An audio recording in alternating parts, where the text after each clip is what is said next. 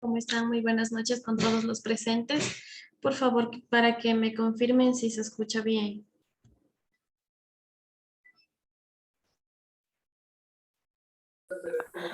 Buenas noches, sí se escucha bien. Ya, muchísimas gracias. Bueno, les damos la cordial bienvenida a este segundo día de webinar, de la maratón de webinars que nosotros estamos realizando. El tema de hoy, martes 24 de agosto, tenemos como tema predicción y prevención de la preeclampsia. El expositor es el doctor Cristian Espinosa. Para darle la bienvenida voy a leer un poco de su información relevante. El doctor Cristian Espinosa Araujo es del Ecuador. Es médico especialista en ginecología y obstetricia en la Universidad San Francisco de Quito. Subespecialista en medicina materno-fetal, Universidad Uninga y Fundación Medicina Fetal, Sao Paulo, Brasil. Médico tratante, ginecólogo obstetra 3 y coordinador de docencia en el Hospital Sangolquí, MSP. Profesor titular de la Cátedra de Ginecología y Obstetricia, Facultad de Medicina, Universidad Central del Ecuador. Y especialista adscrito al Woman Care. Le doy la fraterna bienvenida al doctor Cristian Espinosa, que esta noche nos está acompañando conjuntamente con CIEG para brindarles esta ponencia. Por recordarles a todos los participantes también que mantengan sus micrófonos apagados para no tener interferencias. Si desean realizar preguntas, pueden usar el chat o alzar la manito de Zoom para darles la palabra. Doctor, bienvenido. Un gusto tenerlo aquí con nosotros. Buenas noches, ¿me escuchan ahí? Sí, se lo escucha muy bien. Ok, muchas gracias. Buenas noches con todos, muchas gracias por la gentil invitación a los organizadores del evento, a CIEC, y por supuesto estamos muy comprometidos con la enseñanza médica, con la docencia, como nos habían presentado previamente, no solo que somos médicos especialistas, sino que nuestra pasión real es, por supuesto, la enseñanza médica, la docencia universitaria.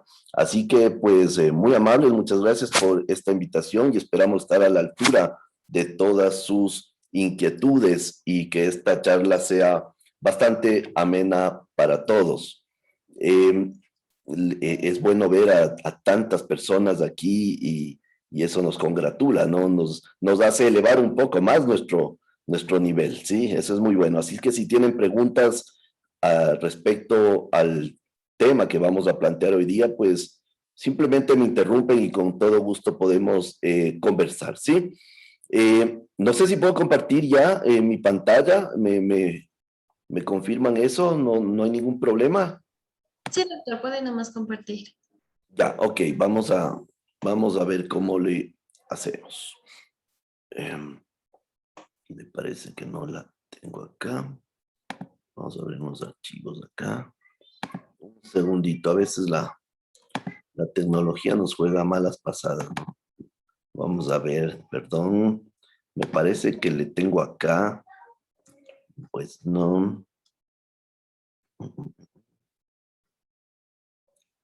está.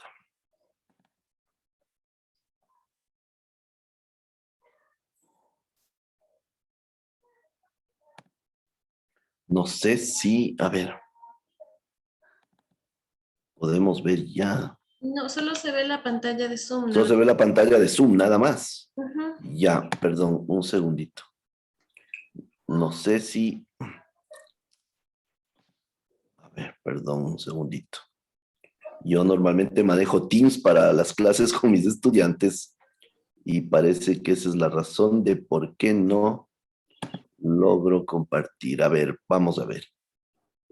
Aquí estamos. No sé si ya pueden ver. No, se sigue viendo la pantalla. Solo Tiene la pantalla. sí, tiene que dejarle de compartir. Y Ajá. si ahorita déjele de compartir, Ya dejé de compartir. Correcto. Vamos a poder compartir pantalla de nuevo, ¿no? póngale compartir pantalla y ahí le selecciona las diapositivas. Correcto. Ahí parece que estamos. No sé si ya está. Sí, ahí sí.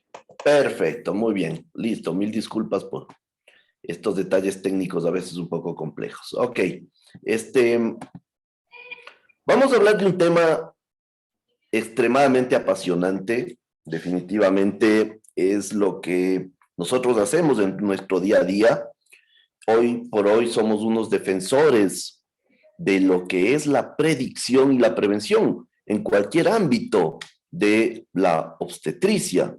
Entonces, claro, hoy luchamos por no solamente tratar a las pacientes que ya nos vienen complicadas, ¿no es cierto? Eso hasta cierto punto ha pasado a la historia y creo que todos los que estamos aquí conocemos de una u otra manera cómo manejar un trastorno hipertensivo en la gestación.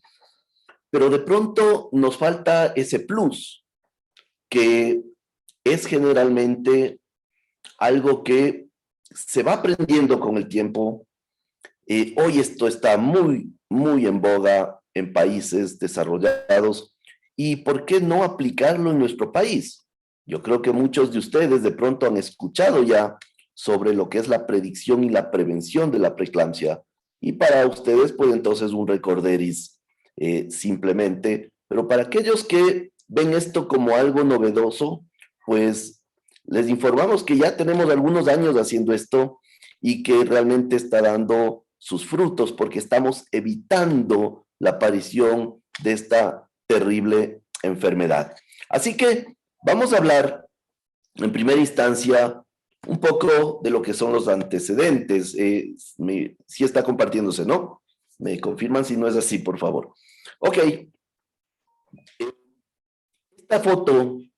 Esta foto data aproximadamente de hace unos 13 años, cuando posterior a nuestra terminación de nuestra especialidad, tuvimos que salir de nuestra ciudad. Yo me encuentro en la ciudad de Quito, y pues emigramos hacia la provincia de Imbabura, como dice el viejo adagio, ¿no? Nadie es profeta en su tierra, así que claro, tuve que salir y salimos hasta cierto punto a laborar en un hospital básico, a empezar desde cero, ¿no es cierto? Con nuestros conocimientos. Cuando somos jóvenes estamos ávidos por hasta cierto punto demostrar nuestras destrezas y luego con el tiempo eso se va un poquito apagando y nos volvemos un poquito más cautos, ¿no? Así que bueno, de todas formas, así es como nosotros tratábamos a nuestras pacientes en aquellos tiempos. Vuelvo y repito que este es un hospital básico y ustedes pueden ver ahí unas cosas interesantes, ¿no? Lo primero es que la gestante cursa con preeclampsia. Voy a poner un puntero, perdónenme, ya. Cursa con preeclampsia, y es una preeclampsia que se le llamaba severa, ¿no? Bueno, hasta ahora se sigue diciendo, tiene preeclampsia severa, pero en realidad ha cambiado un poquito esto de los criterios de definiciones, etcétera, y se habla de la preeclampsia con criterios de severidad, ¿no es cierto? Prácticamente es lo mismo. Es una gestante que tiene 33 semanas en ese momento. Les he dicho que estaba en un hospital básico en donde yo estaba trabajando, en la ciudad de Atuntaqui, que probablemente muchos de ustedes conocen, ¿no? Pues la paciente está con impregnación de sulfato de magnesio, tal como manda la normativa nacional e internacional. Está con un antihipertensivo, pues cursaba una crisis hipertensiva. Tiene monitorización fetal continua porque es una paciente crítica y con indicación puntual de monitorización continua, no intermitente. Incluso ustedes pueden ver cómo el papel ya está prácticamente en el piso, ¿no es cierto? Tiene vigilancia materna estricta. Esta paciente está bajo los cuidados de un médico joven, un médico rural, que hacía de residente para ese tiempo. Algo importantísimo es mencionar, y ustedes lo saben perfectamente, que por su edad gestacional era mandatoria la colocación de corticoides antenatales, y probablemente lo más importante de todo, ¿no es cierto?, es precisamente que la transferencia a una unidad de mayor complejidad está autorizada. Ustedes entenderán que para los médicos ginecólogos, obstetras, digamos que no sería compleja la terminación del embarazo. El problema es que nuestros colegas neonatólogos, que pues por la edad gestacional, en un hospital básico, ustedes entenderán, hay médicos pediatras, no son neonatólogos, y pues por disposición, por normativa, no se puede terminar un embarazo en un hospital básico a gestantes de menos de 36 semanas. Así que la transferencia estuvo autorizada con todo lo que tiene que ver con un diagnóstico de preeclampsia, y por eso aquí he dicho que así se trata la preeclampsia. Desgraciadamente, no siempre esto ocurre. Y esta también es una fotografía que tuve la oportunidad de tomarla en algún momento durante uno de mis fellows fuera del país, y por ahí se volvió un tanto viral y parece que está siendo publicada en algunos sitios. De todas formas, esta paciente llegó a un hospital de Colombia con ya un mal pronóstico. Definitivamente cursaba con una preeclampsia, con signos de severidad, una mujer afrodescendiente, gran multípara, y que lo penoso de esto es que ya tuvo antecedentes de preeclampsia en 2 de sus gestas anteriores.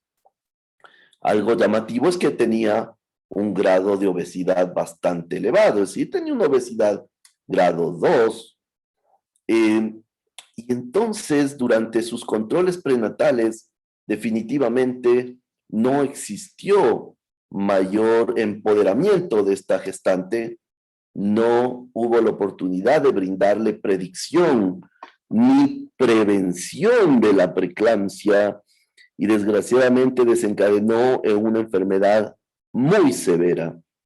Esta paciente ingresó en malas condiciones, hizo un episodio ya de convulsión, es decir, hizo eclampsia en emergencias obstétricas, y se terminó su embarazo, pero los resultados, como ustedes ven ahí, son muy, muy malos. Una paciente prácticamente con ventilación mecánica, que desgraciadamente, pues lo que ocurrió fue un evento cerebrovascular masivo, y pues falleció al tercer día de su terminación del embarazo. Así que, como yo les digo, no debemos llegar a esto. Así no se trata la preeclampsia, pero deberíamos prevenirla, sobre todo como vamos a ver. Es importante que hagamos un recorderis de lo que es la mortalidad materna, porque esto hasta cierto punto es un sermón hasta nuestra conciencia. Yo siempre a mis estudiantes les menciono justamente que es importante conocer sobre estadística, sobre historia, porque de esa forma hasta cierto punto nos volvemos un tanto más sensibles y queremos colaborar y cambiar la situación. Así que, hablando de mortalidad materna, miren que estas cifras son alarmantes, ¿no es cierto? Se dice que 500,000 de mujeres mueren al año a causa del embarazo, el parto y, lógicamente, el puerperio. Si nosotros hacemos un calculito así rapidísimo, entonces nos daremos cuenta que prácticamente una mujer está muriendo cada minuto solo por el pecado, ¿no es cierto?, entre paréntesis o entre comillas, de haberse embarazado. En lo que va de la charla, probablemente ya van 10 o 15 mujeres muriendo en el mundo. Y algo lamentable es esta estadística que nos dice a las claras que prácticamente el 98% de las muertes maternas ocurren en países en vías de desarrollo, países como el nuestro. Y Más lamentable aún es saber que la muerte materna es evitable en la mayoría de casos, pero en nuestros países siguen ocurriendo y de pronto la situación no se torna dramática como sí ocurre en otros sitios. Si existe una muerte materna en algún hospital de Alemania, se encienden las alarmas, es una emergencia nacional y lógicamente hay investigación exhaustiva del hecho, porque para ellos no debe existir muerte materna, ¿no? Miren un poco las discrepancias y la incongruencia que existe entre nuestros países y aquellos en donde aparentemente ya existe un desarrollo social, económico y científico diferente. Cuando hablamos entonces de preeclampsia, tenemos que mencionar que con preeclampsia se complica hoy prácticamente 2 de cada 10 mujeres. Y muy probablemente esas cifras están quedando hoy ya un tanto cortas. Este paper es del año 2010, pero claro, si yo me hubiese tomado la molestia un poco de ver cifras actuales, muy probablemente estemos hablando de que la preeclampsia se presenta en 3 de cada 10 mujeres alrededor del mundo y lógicamente depende incluso de las zonas, porque ustedes entenderán que existen muy bien delimitadas zonas, regiones a nivel del mundo en donde la prevalencia de la enfermedad es bastante mayor. Se dice que la preeclampsia entonces ocupa una segunda causa de hospitalizaciones en el embarazo, el 7.3%. La muerte materna, o mejor dicho, la preeclampsia como causa de muerte materna, hoy a nivel global ocupa el tercer casillero, digamos así, ¿no es cierto? Está en el podium como causa de mortalidad materna, pero también difiere un tanto de región en región y en nuestro país pues no es la excepción. En nuestro país hoy la preeclampsia, el trastorno hipertensivo es prácticamente la primera causa de muerte materna, pero claro, están ahí, ¿no? Se codean, ¿sí? Siempre con la hemorragia obstétrica. Así que, digamos que definitivamente en nuestro país esto hay que tomar muy en cuenta. Imaginémonos si erradicamos la preeclampsia o que la disminuimos radicalmente, probablemente ya no tengamos esos centros obstétricos llenos, esa emergencia llena, y lógicamente ya no existiría muerte materna tan abrumadoramente vista en nuestras unidades, en nuestros hospitales, quienes están a nivel de hospital público, de la seguridad social, etcétera, me darán la razón, ¿no es cierto? Nos hemos vuelto especialistas en preeclampsia hasta cierto punto. Así que bueno, son datos vitales y estadísticas que realmente son impresionantes y que definitivamente se debe cambiar. Esto se debe revertir. Bueno, y hablando un poquito de lo que es la enfermedad que ustedes ya dominan, porque esta charla se trataba básicamente de la predicción y la prevención.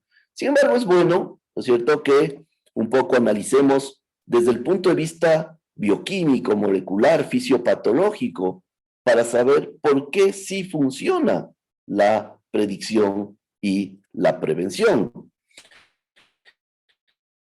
De manera que desde hace ya algunos años nos hemos visto interesados, envueltos, digamos así, en lo que es el estudio de la preeclampsia. Y yo recuerdo que cerca de terminar mi posgrado no encontraba muchas respuestas a por qué mujeres que de pronto ni siquiera tienen factores de riesgo hacen una enfermedad grave ¿Por qué mujeres, en cambio, que aparentemente están confinadas a hacer una preeclampsia por sus antecedentes, por obesidad, por antecedentes de preeclampsia, no desarrollan enfermedad? Entonces, claro, esta incógnita nos nació un poco y acudí donde uno de mis grandes maestros, y probablemente muchos de ustedes lo conocen, el doctor Andrés Calle Miñaca, quien fue uno de mis maestros en el posgrado, fue nuestro jefe en el posgrado y nuestro jefe en el centro obstétrico, y ustedes, quienes le conocen, sabrán perfectamente de quién estoy hablando, ¿no es cierto? Y la importancia que tiene dentro del ámbito de la obstetricia en nuestro país. Así que, conjuntamente con él, nos decidimos a investigar un poco y hacer una publicación, hasta cierto punto una publicación pequeña. No había dinero en aquel tiempo y lógicamente hacer estudios que tengan que ver con la parte prospectiva o con estudios, con intervención, realmente tenía su costo, ¿no? De todas formas, dentro de todas las conclusiones y los análisis que hicimos en esa publicación, que se basaba básicamente en cómo tratar de detectar tempranamente la preeclampsia, es decir, ya estábamos pensando en ese tiempo en hacer predicción, cuando aquí en nuestro país todavía prácticamente nadie, y espero no equivocarme, ¿no es cierto? O mejor dicho, espero equivocarme, nadie hablaba de esto. Sin embargo, es como que dimos algunos tips de lo que es prácticamente el inicio de esta enfermedad, y bueno, dentro de lo que era el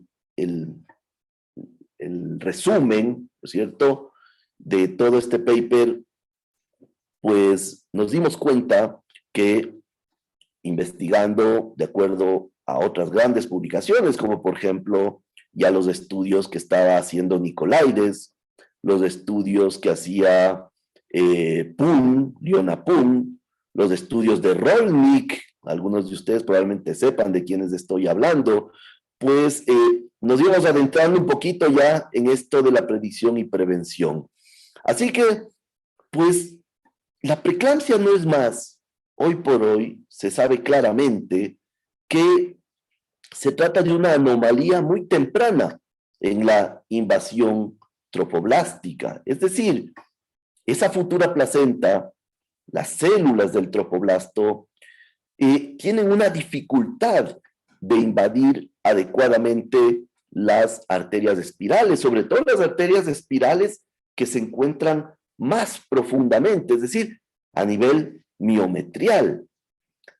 Solo esta situación de lo que llamamos invasión trofoblástica anómala da lugar a un factor o a un fenómeno bastante bien descrito, que es la hipoperfusión, es decir, se viene una disminución del riego sanguíneo efectivo hacia la placenta y lógicamente al embrión y al feto, dando lugar a hipoxia, a isquemia, ¿no es cierto? Yo le pondría isquemia y luego hipoxia, ¿sí? Y en realidad la preeclampsia viene a ser como una especie de síndrome inflamatorio multisistémico. De hecho, muchos autores, si ustedes los leen, consideran a la preeclampsia como un proceso inflamatorio que va incrementándose con el pasar de la edad gestacional. Pero entonces, aquí hay una especie de disyuntiva y se trae mucho esta analogía, ¿no es cierto?, de quién fue primero, el huevo o la gallina. Pues bueno, todo eso se está estudiando y hay muchas situaciones que hoy ya están dando luz. Y lo que se sabe mucho es que prácticamente esta falta de invasión trofoblástica, el hecho de por qué a ciertas pacientes les da y a otras no, tiene que ver mucho con estos factores famosos ya, denominados angiogénicos y antiangiogénicos. Es decir, un equilibrio o un desequilibrio, perdón, entre estos dos factores. Si predominan los factores antiangiogénicos, desgraciadamente la paciente tendrá más probabilidad de tener enfermedad en poco tiempo. Entonces, estos factores antiangiogénicos, que es como, digamos así, el angelito malo, ¿no es cierto? Estos factores antiangiogénicos son los responsables de una mala perfusión o una mala invasión trofoblástica con la siguiente perfusión anómala, y luego pues viene este proceso de daño o de disfunción endotelial. La disfunción endotelial es el punto clave que lleva al daño multiorgánico en la preeclampsia, ¿de acuerdo? Entonces, lo final, la culminación de este proceso que se llama preeclampsia, justamente es ya la hipertensión, la proteinuria. ¿Qué quiero decir con esto? Que si nosotros podemos encontrar una predisposición o realizar ya una predicción racional de preeclampsia, probablemente estamos dando el diagnóstico antes de que esta misma se instaure.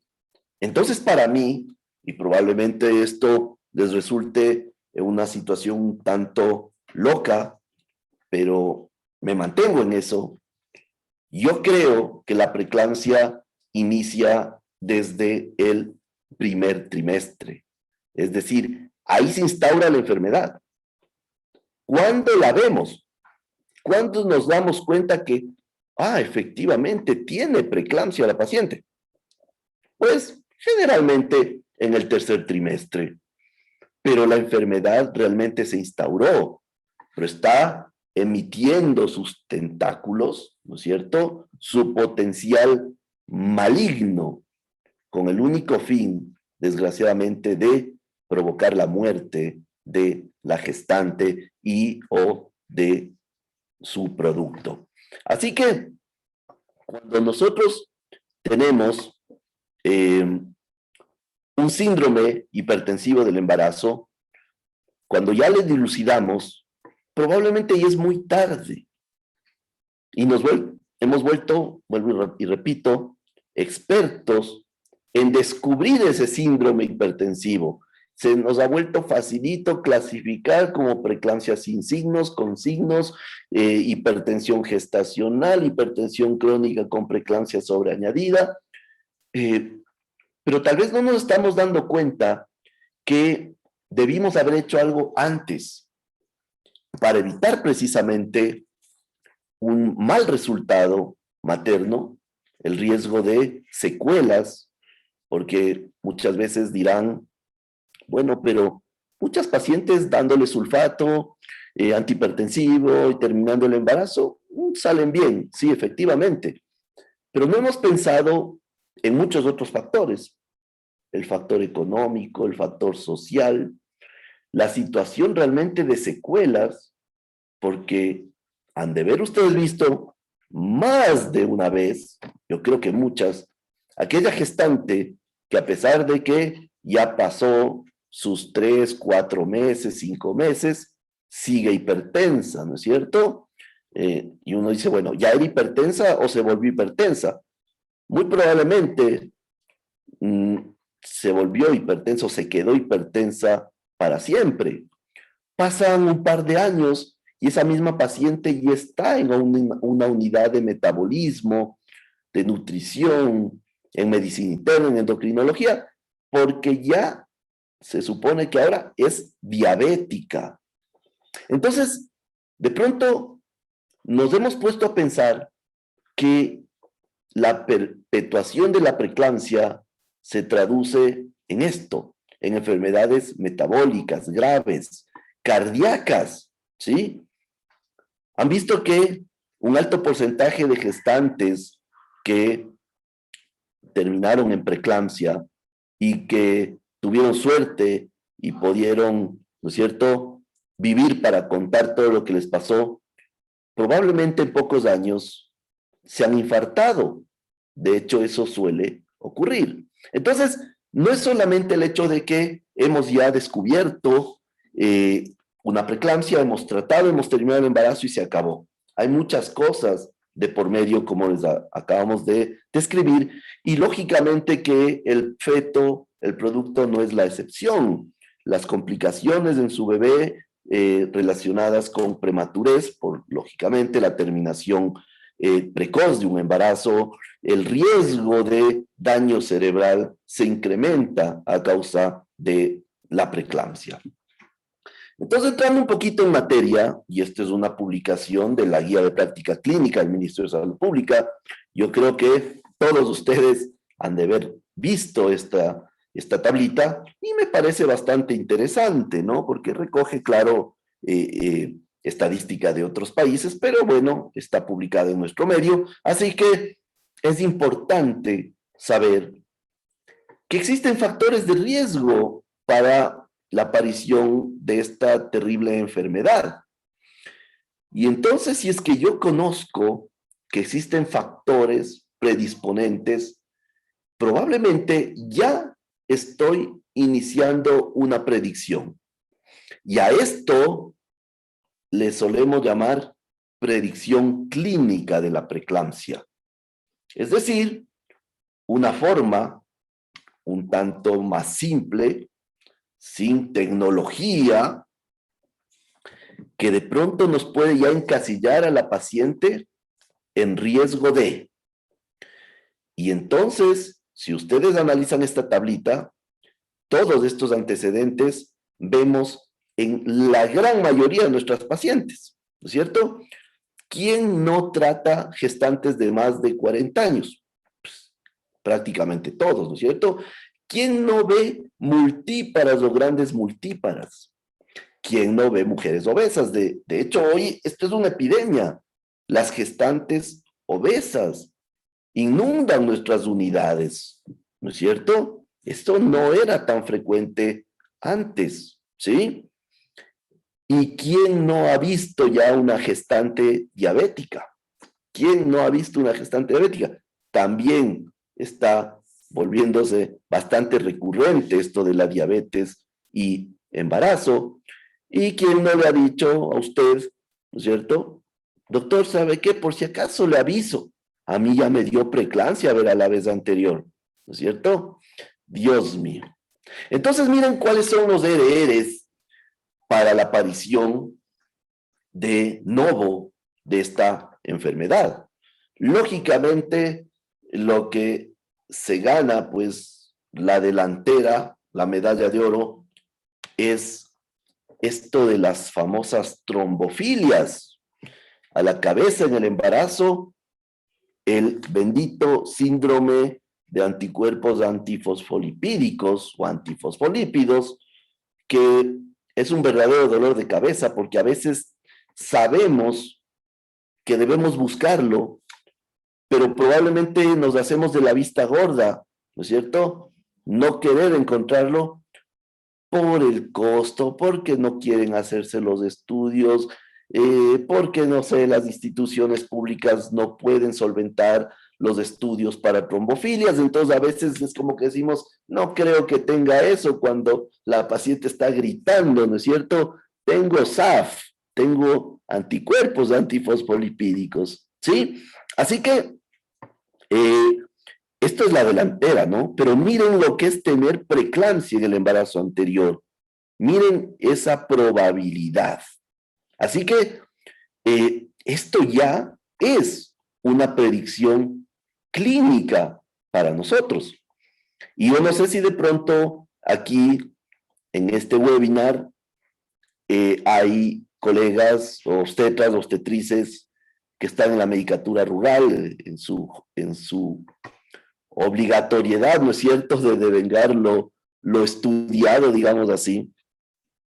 Y ustedes dirán, o sea, doctor, verá, si vamos a ir ya con otras cosas más complejas, mejor ni nos diga nada, porque aquí no hay dónde, ¿no es cierto? Yo estoy trabajando en el subcentro de salud de Imantag, ¿no es cierto? Ahí ni tensiómetro tenemos, doctor. Bueno, eso es lo que siempre se nos dice, siempre se nos pasa cuando damos estas charlas, ¿no es cierto? Pero de pronto lo importante es conocer que hay formas de cambiar la situación. Y lógicamente eso ya depende mucho de ustedes y no quedarse en lo mismo y lo mismo. Cuando les doy estas charlas a mis estudiantes sobre predicción y prevención, ¿no es cierto?, de preeclampsia, muchas veces son ávidos para responder, ¿no es cierto? La proteinuria en 24 horas, proteinuria aislada, ¿no es cierto? Y a veces les amargo un poco el momento porque les digo, miren, eso es historia. Si ustedes siguen pensando en hacer proteinuria en 24 horas, nos hemos quedado años luz, ¿no? Y entonces, claro, reacciona y dicen, pero ¿por qué si eso está en la guía de práctica clínica, etcétera? Bueno, para eso son estas charlas, para que vean que ya hay cosas más allá de lo que nosotros estamos haciendo comúnmente todos los días. Así que, si nosotros queremos, ya podríamos hacer predicción clínica de preeclampsia con los factores de riesgo. Es decir, tengo una paciente que me dice que tiene preeclampsia en el embarazo anterior y no tengo nada más que hacer, que ya vamos a ver, pues probablemente pueda iniciar un manejo preventivo en esta paciente. Yo a este manejo le llamo manejo empírico, pero si no hay nada más, pues está bien, que es preferible, ¿no es cierto?, que la paciente llegue con nosotros ya con su tratamiento de aspirina, ¿sí?, y que de pronto no hubo necesidad. Es decir, hicimos marcadores predictivos ya de alto nivel y de pronto nos damos cuenta que no hay una probabilidad de preeclampsia. Pero bueno, y está. No sé, le continúo la aspirina, le suspendo la aspirina. Pero otra cosa es que una gestante llegue a las 34 semanas con antecedente de 2 preeclampsias anteriores, multípara, obesa, ¿no es cierto? Y que ya está mostrándonos unas presiones ahí limítrofes. Y cuando se le pregunta, señora, con todo esto que usted dijo, ¿le dieron aspirina? Y la paciente dice, no, doctor, ¿qué será eso?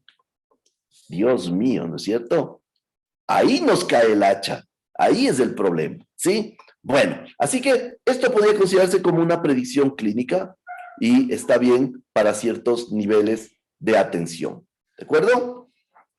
Vamos a hablar un poquito de la etiología, adentrarnos un poquito más. Yo entiendo que tengo, creo que 2 horitas para este webinar, ¿no es cierto? Si no, pues me corrigen y resumimos esto un poquito más rápidamente.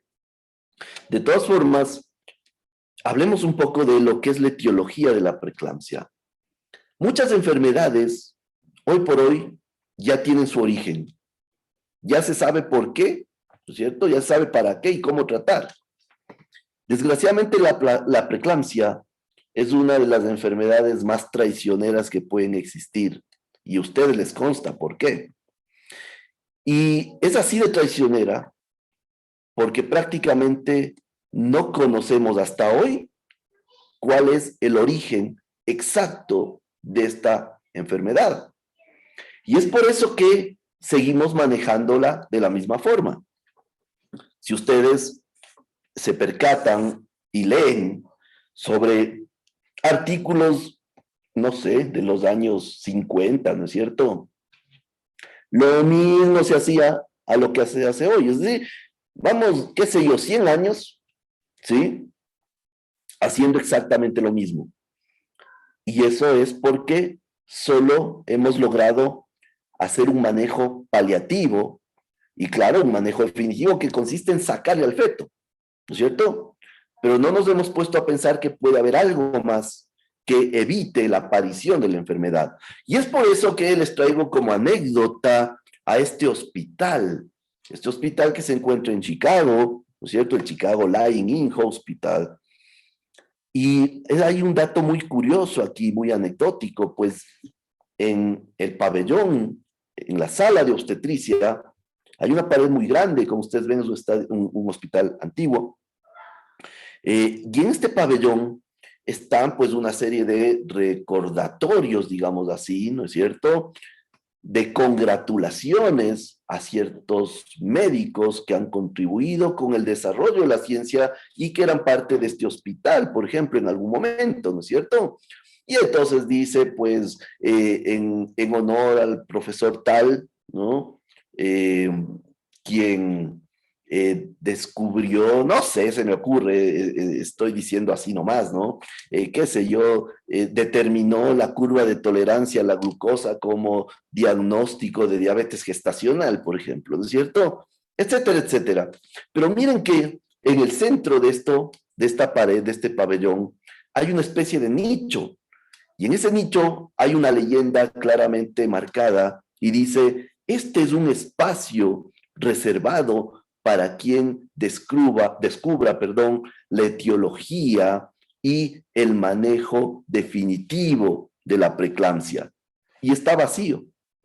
Es decir, nadie hasta ahora lo ha logrado. Pero miren que, si es que a ustedes les interesa mucho la preeclampsia, es muy probable que algunos de ustedes, espero que sean todos, ¿no es cierto?, me digan, doctor, espere un ratito, hay ciertas cosas que están cambiando en preeclampsia y como que pronto por ahí va a llenarse este espacio. Sí, sí, eso es cierto y eso es algo muy bueno y de lo que les hablaré en unos minutitos más adelante, ¿de acuerdo? Bien, entonces, como no sabemos exactamente cómo se origina esta enfermedad, seguimos manteniéndonos en esta teoría, que definitivamente es muy válida, ¿no es cierto?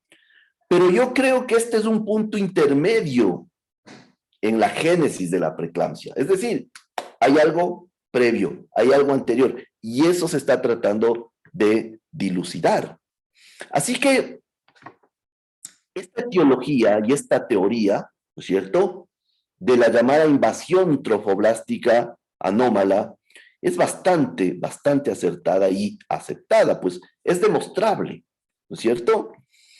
¿Y qué sucede con esto? Pues ustedes pueden ver en este cuadro, en esta gráfica que les he traído, cómo es un vaso espiral, una arteria espiral de una gestante que no tendría preeclampsia. ¿Y cómo es un vaso espiral de una gestante que haría preeclampsia? Y ustedes entonces se dan cuenta, pero clarísimo, de que la diferencia es la dilatación del vaso sanguíneo, ¿no es cierto? Pero ¿por qué ocurre esto? Pues eso es lo que se estudia y esto de la invasión trofoblástica anómala es lo que lo explica. Ustedes ven en verde, ¿no es cierto? No sé si en verde salen sus receptores. Bueno, todas estas son células del citotrofoblasto. Son células especializadas, ¿no es cierto?, que darán lugar a la futura placenta. Pero el citotrofoblasto, como ustedes ven aquí, comienza a migrar. Y comienza a migrar, ustedes ven que aquí tenemos una gráfica que es bastante explícita, ¿no es cierto? Aquí estamos hablando de la placenta, ¿no es cierto? Aquí estamos hablando ya de la deciduo, es decir, de ese endometrio decidualizado de la madre. Y aquí estamos hablando ya del miometrio como tal. Estamos viendo entonces 3 capas.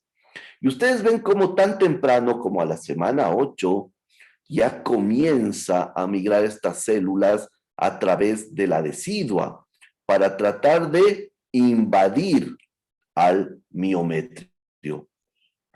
¿Y qué es lo que pasa? Ustedes ven en la gráfica de abajo cómo estas células del citotrofoblasto no logran migrar adecuadamente, no logran profundizarse adecuadamente hacia el miometrio. Entonces, se sabe, se conoce muy bien que este viaje o esta migración ocurre en oleadas. En realidad existen 2 oleadas de invasión trofoblástica. La primera que generalmente ocurre, como les había mencionado, a la semana 8 y que representa una invasión bastante superficial, es decir, se queda en la decidua, ¿no es cierto? Y la gran mayoría entonces de oleadas trofoblásticas, de primera oleada de invasión trofoblástica, ocurre normalmente.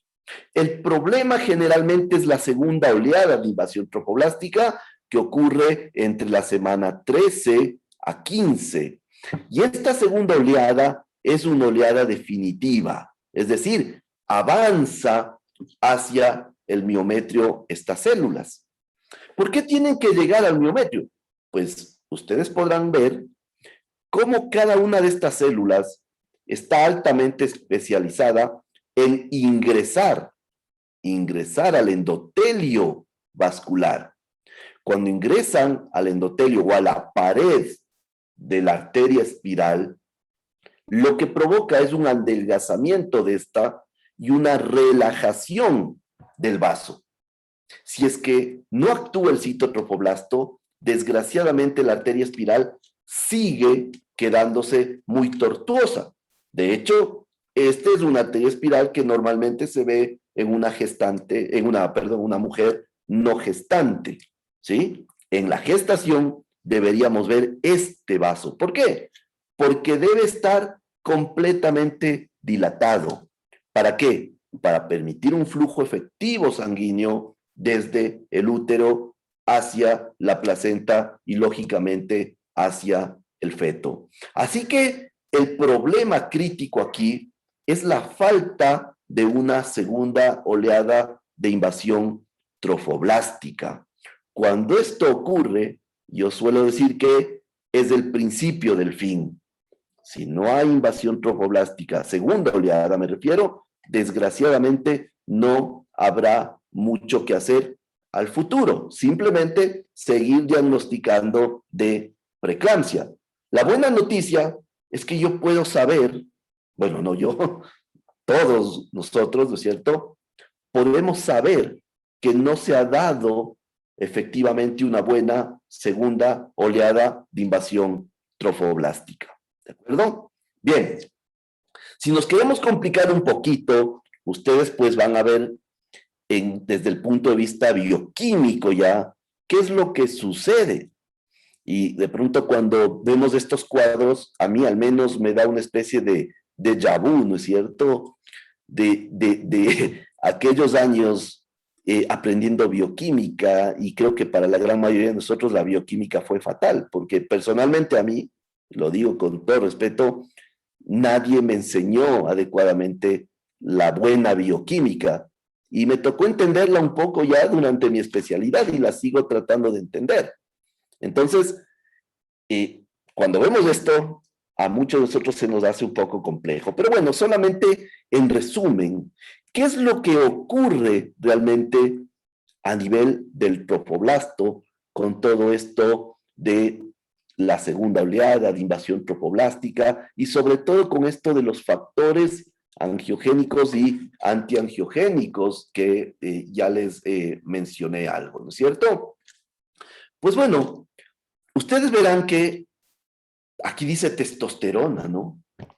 Y esto es algo extremadamente importante, porque muchas causas de preeclampsia, probablemente ustedes han de haber visto en aquellas gestantes que tienen estos síndromes de hiperandrogenismo. Es la paciente obesa que tiene hirsutismo, ¿no es cierto?, que tiene seborrea. Y son pacientes que expresan, ¿no es cierto?, o tienen una expresión incrementada de niveles de arginasa 2. Así que estas pacientes muy probablemente estén en un verdadero riesgo de hacer estas enfermedades gravísimas, ¿sí? Pero también hemos visto que la preeclampsia puede estar en una chica de 16 años que no tenga ninguno de estos factores o características fenotípicas, ¿no es cierto? Y que de pronto hace preeclampsia, ¿no es cierto? En realidad es un mecanismo muy intrincado lo que aquí ocurre, pero todo parece llevar a una mala expresión o una mala, digamos así, formación y elaboración de factores angiogénicos.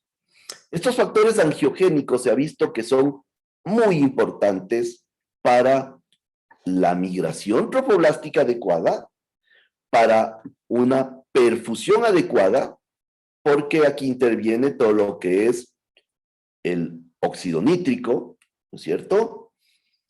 Y cuando estos factores que son de crecimiento, digamos así, placentario, que se los llama angiogénicos, perdón, cuando estos factores han disminuido, generalmente se aprovechan también los factores antiangiogénicos y se expresan. Y bueno, hay algunos factores antiangiogénicos descritos en la actualidad. Probablemente el factor antiangiogénico más potente hoy descrito es el llamado SFLT, ¿cierto? Factor soluble de tirosinquinasa símil.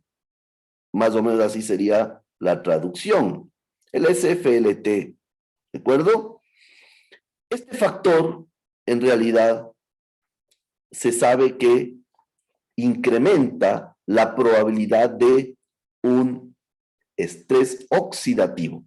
Es decir, es el que fomenta la mala invasión trofoblástica, pero que también fomenta el daño endotelial. Y el daño endotelial es lo que precede, lógicamente, a la aparición de la enfermedad.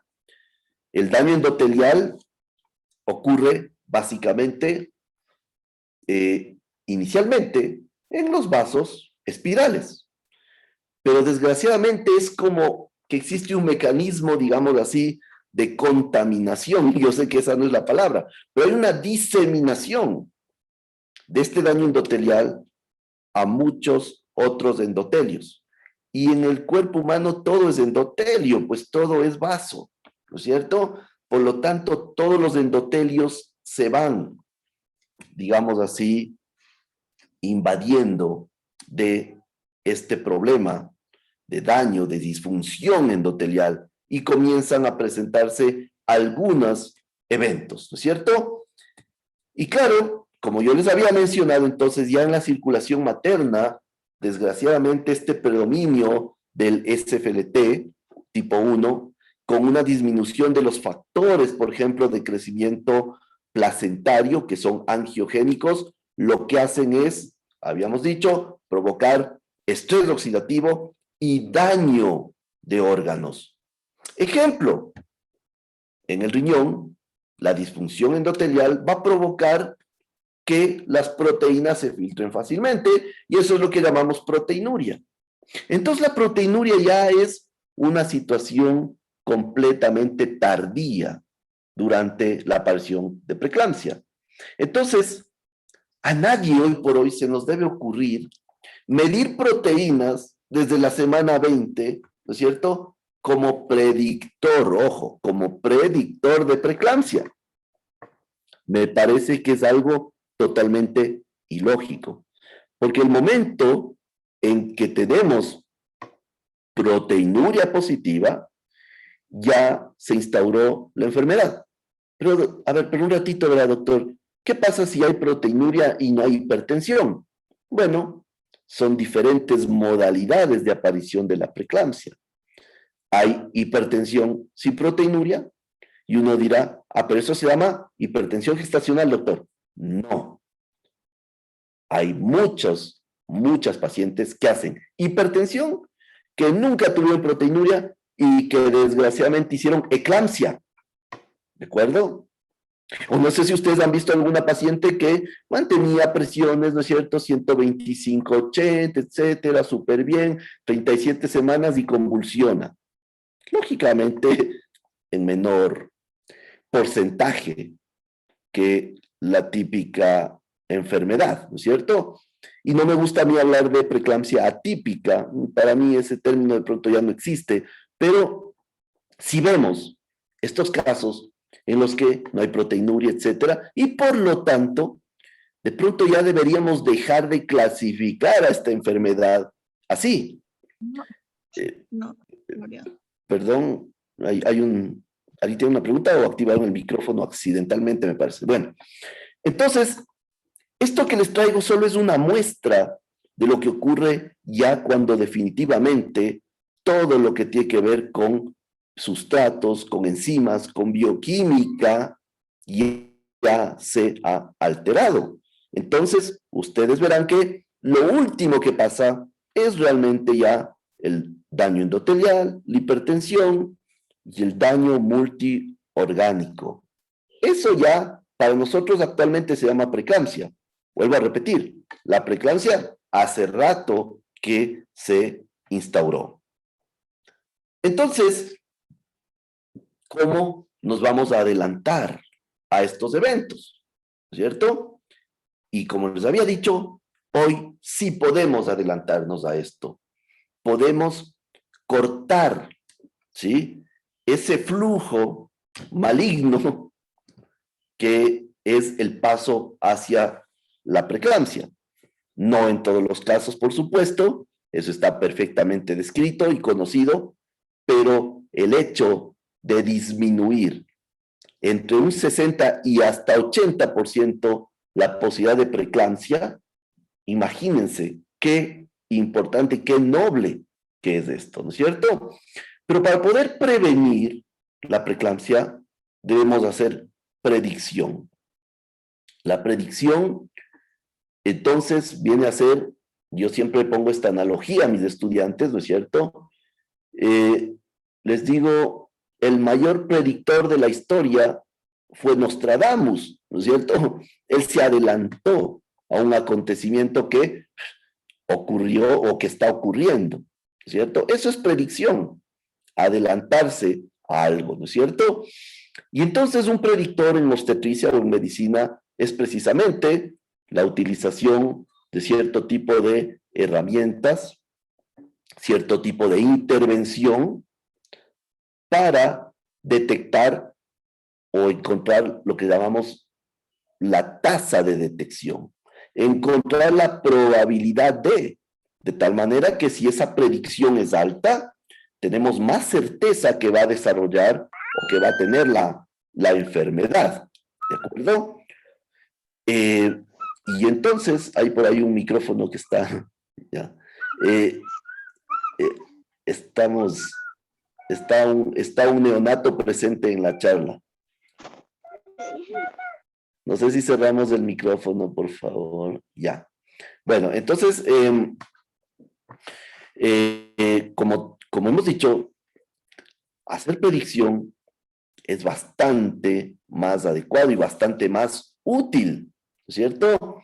Ahí está la típica frase de cliché, ¿no es cierto? ¿Qué es más fácil? ¿Prevenir o tratar? ¿O prevenir o curar? Bueno, siempre dirán todos prevenir y es la verdad, ¿no es cierto? No se imaginan todo el ahorro que puede esto provocar. Así que bueno, cuando hablamos de predicción, es decir, adelantarnos a la posibilidad de una preeclampsia, vamos a topar algunos puntos.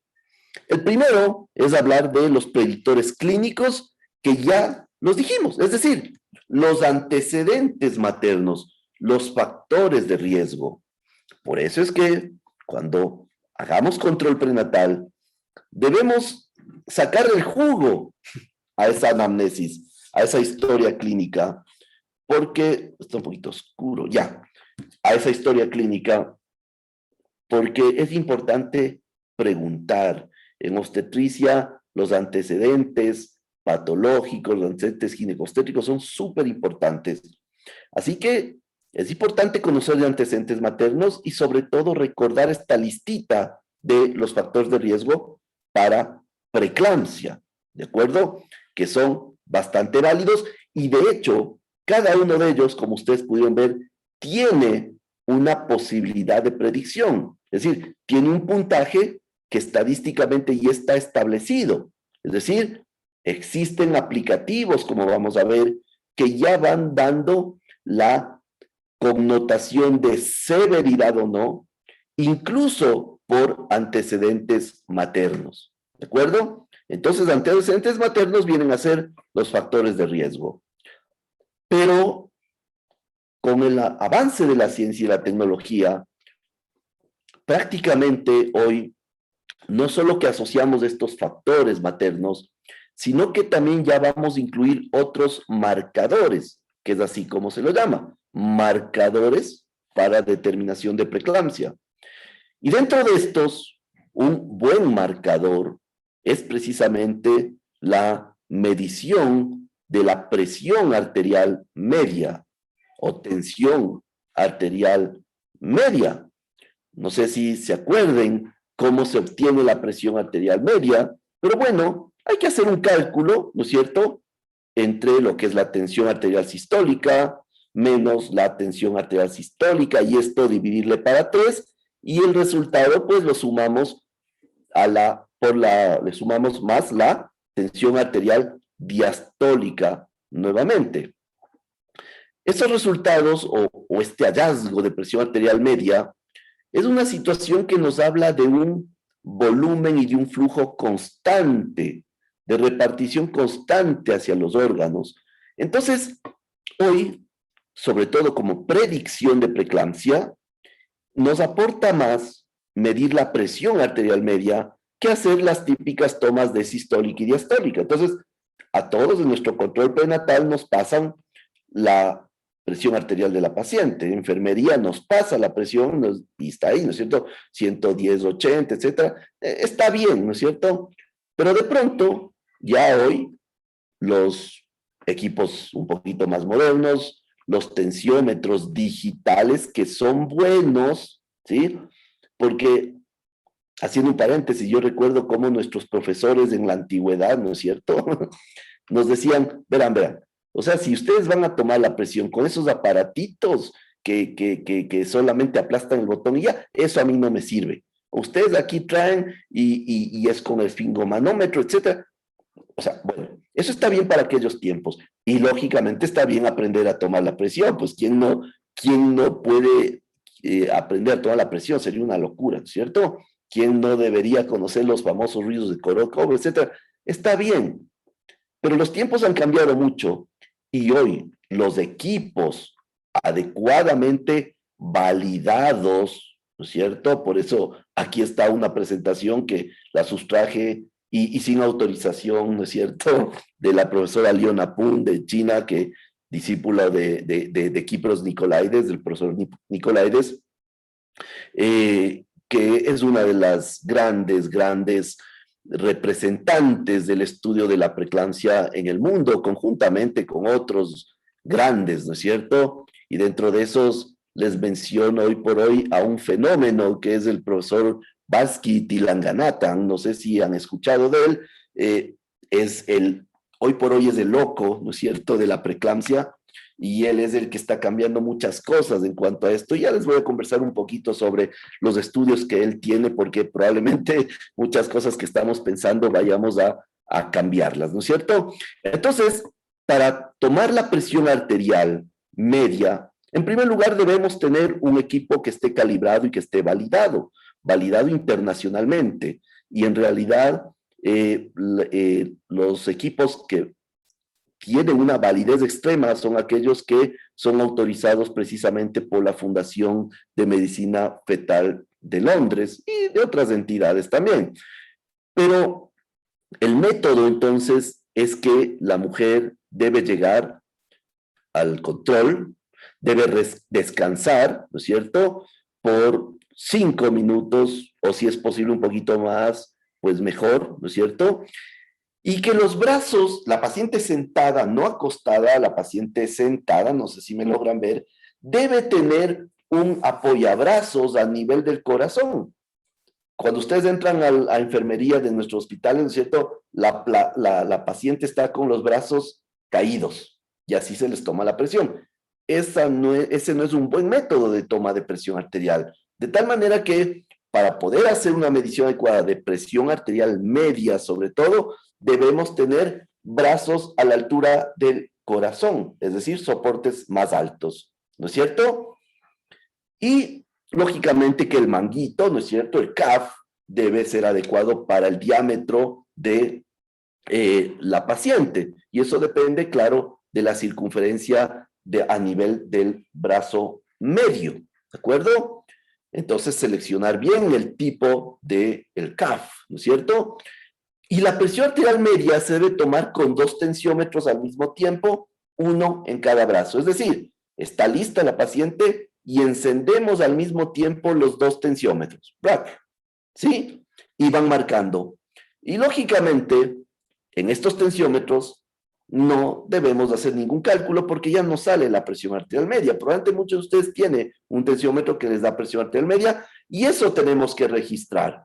Así que, miren qué interesante que es esto, porque yo cuando hago predicción, que de paso les adelanto un poquito, la predicción de preeclampsia hoy ya se puede hacer en el primer trimestre. No estamos diciendo que hacemos predicción a las 30 semanas, eso ya no es predicción. La predicción de preeclampsia se debe realizar desde el primer trimestre y lógicamente continuar en el segundo trimestre.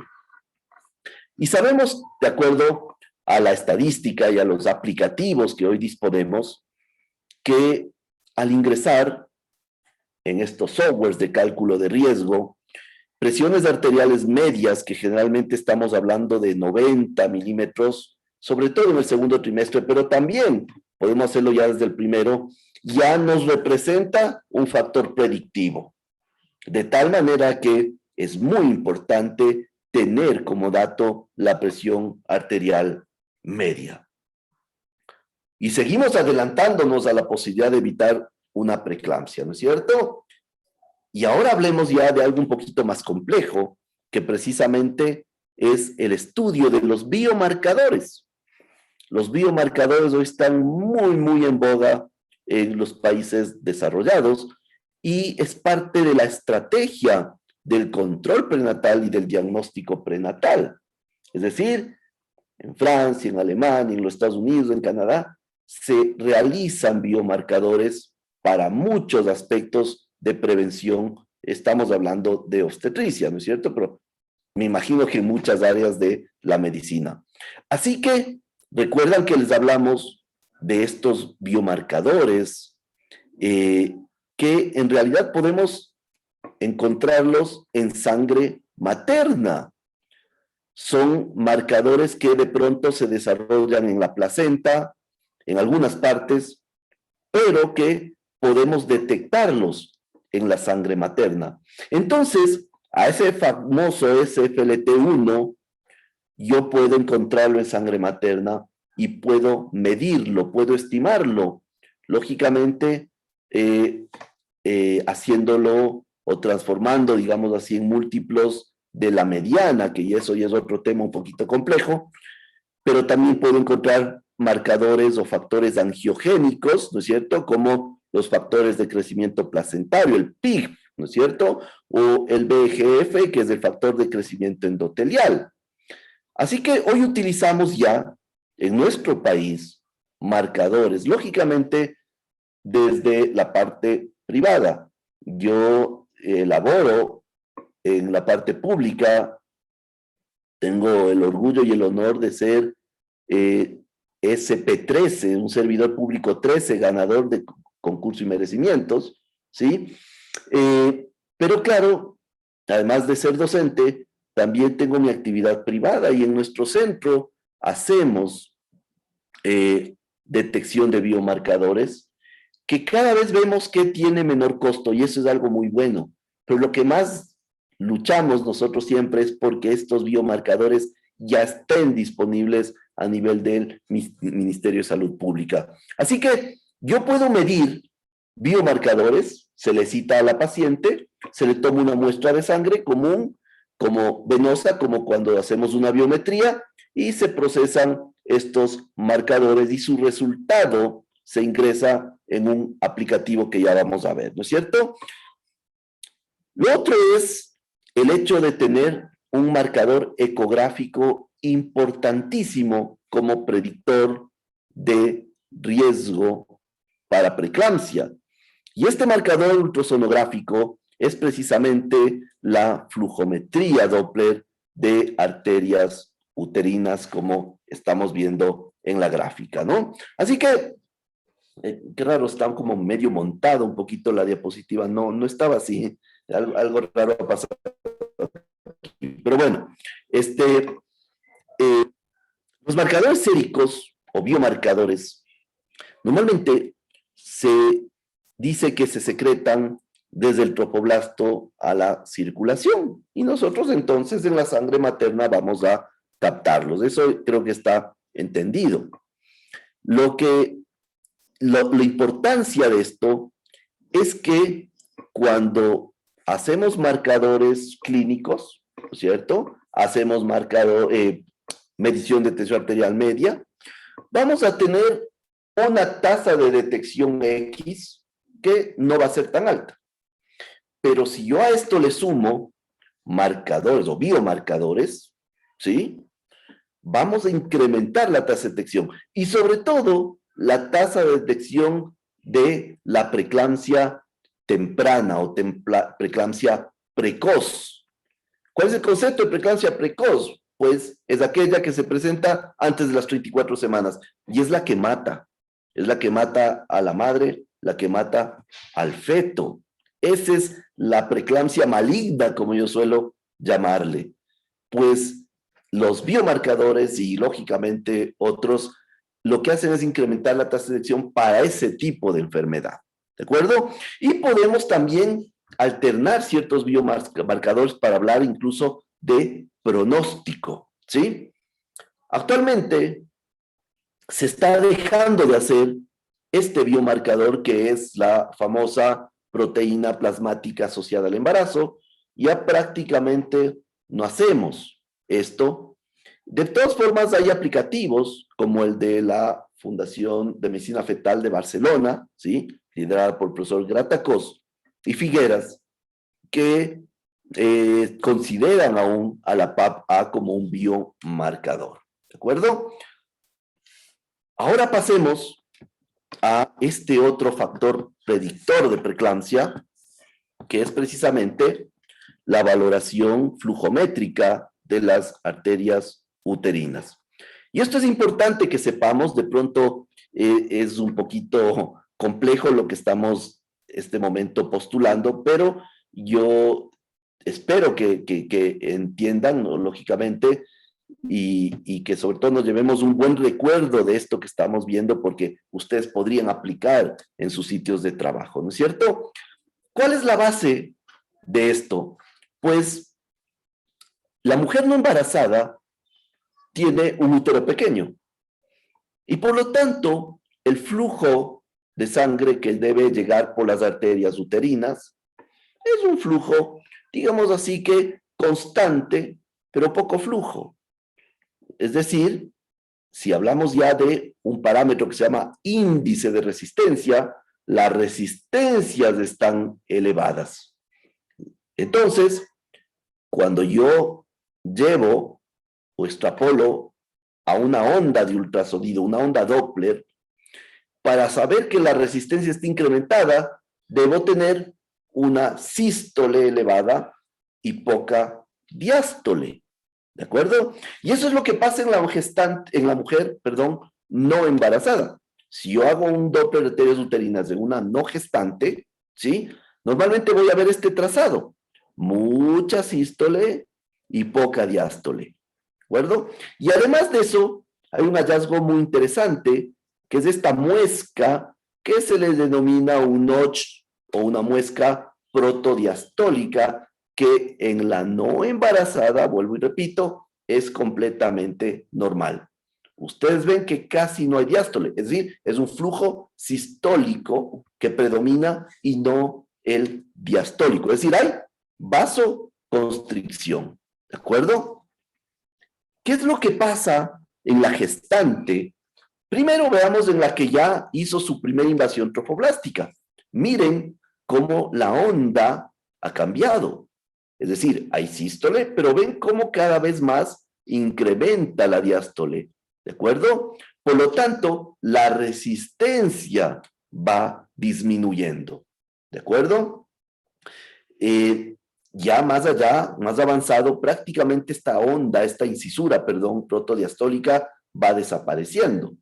Pero miren lo que pasa cuando ya se ha producido una segunda oleada de invasión trofoblástica. Prácticamente lo normal es de que la diástole esté tan alta que ya vemos un pico sistólico extremadamente corto. ¿Por qué es esto?